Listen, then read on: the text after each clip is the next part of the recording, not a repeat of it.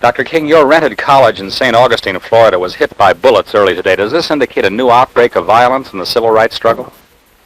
Well, it does indicate that there are still recalcitrant forces alive in the South that will do anything to prevent integration. We started a strong push to desegregate facilities in the oldest city of the United States just last Wednesday, and this is a result of the violent reaction to that move. The Klan is rather strong in that area, and it has been very active. And I think this is the beginning of a reign of terror, and I have apprised President Johnson of this through a telegram that I just sent stating that several acts of terror have taken place. Some of my staff members were beaten last night. They shot in their automobiles and then went and shot in the cottage that I had just rented for our staff for the months that we will be working there. So I think it is a critical problem and one that should bring about action from the federal government. Dr. King, have some of the unpopular civil disobedience tactics and disorders such as the New York World's Fair stall-in indicated that responsible Negro leadership may have lost control? No, I don't think at all. I think we still have the vast majority of Negroes following the lines or the methods set forth by the established organizations and the responsible leaders. I think this will continue as long as we make progress, as long as we can win concrete victories. But I must say that if these victories do not come through nonviolence, and if the vast majority of Negroes are not able to see definite gains, these other approaches may appeal to them more in future months. You believe there's a possibility of serious bloodshed then if this frustration is not overcome? Well, I hate to predict violence because I've found in so many instances that the constant prediction of violence is an unconscious invitation to it. But I must be realistic.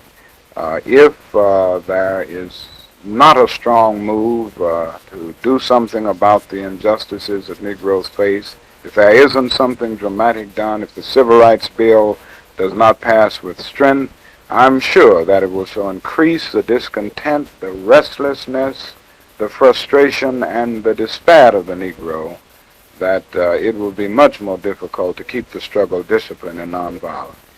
Don't the strong showings of Governor Wallace in the primaries in which he was entered show a public reaction against the civil rights movement?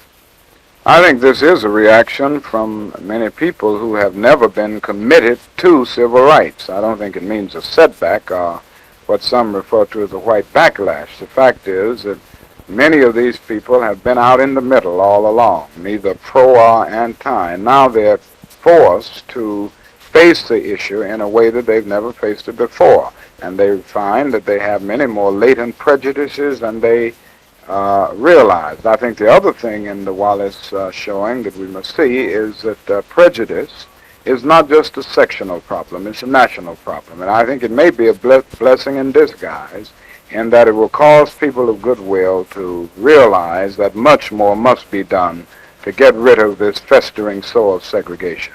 How do you rate the Republican candidates in California on the issue of civil rights, Governor Rockefeller and Senator Goldwater? Governor Rockefeller has made it clear to the national public, and he's made it clear to me in private conversations that I've had with him, that he's committed to civil rights in general and to the Civil Rights Bill in particular. He has evinced broad humanitarian concern, and the Rockefeller family generally has given support to civil rights. Now, Mr. Goldwater has also made his position clear. He feels that the matter of civil rights should be left to the states, and this means that you leave it to Mr. Wallace of Alabama and the Bonnets and Johnsons of Mississippi. And I just don't think this matter can be left in the hands of such racists. So I don't think Senator Goldwater can be considered a strong man in civil rights. What influence do you think the Negro vote will have on the presidential election this year? I think it will have great influence. The Negro vote is still the balance of power in your main urban areas, your large communities and large electoral states of our country. And I think the Negro vote may well determine the next president of the United States. Is there any possibility that you yourself might enter politics following your own advice that Negroes should be more active in this field?